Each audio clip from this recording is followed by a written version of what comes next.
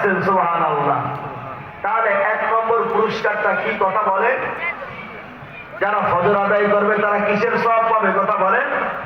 সারা রাত দাঁড়ায়া দাঁড়ায়া ইবাদত করার সওয়াব পেয়ে যাবে।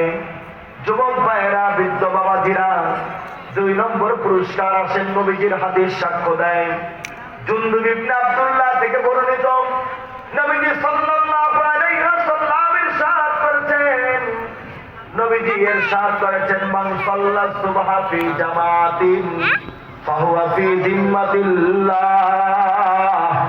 নবীজি ইরশাদ করেছেন, যদি আল্লাহর কোন গোলাম ফজরের নামাজ জামাতের সাথে আদায় করে,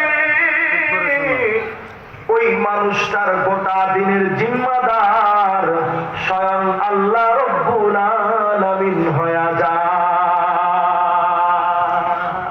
সুবহানাল্লাহ। যারা ফজর পড়ে তাদের জিম্মাদার কে কথা বলেন? আল্লাহ। তাদের জিম্মাদার কে? আল্লাহ। আল্লাহ তাআলা তাদের জিম্মাদার। যারা ফজরের নামাজ আদায় করবে তাদের জিম্মাদার স্বয়ং আল্লাহ তাআলা। মুসলমান ভাইরা আমার, এই দুনিয়াতে আমরা অনেক সময় বিপদে পড়ি, তো চেয়ারম্যান সাহেবের কাছে কিংবা এলাকার বড় লিডারের কাছে দৌড়ে যাই, কয় ভাই ভেজালে পড়ছি। কয় কি ভেজাল? কয় গ্যাঞ্জাম হয়েছে, পুলিশে তো মামলা দিয়ে দিয়েছে, থানায় মামলায় নাম উঠে গেছে।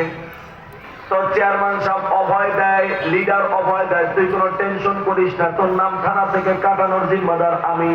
তার সিট দেওয়ার আগে থানা থেকে নামটা কাটাই দেবো বলে কি বলে না কথা বলেন? মুসলমান ভাইরা আমার, সামান্য একজন চেয়ারম্যান জিম্মাদারি নেওয়ার পরে মানুষের দিল ঠান্ডা হয়ে যায়। আর আমার নবীজি বলেছেন, যদি কোনো মানুষ ফজরের নামাজ আদায় করে জামাতের সাথে, ওই মানুষটা আল্লাহর জিম্মায়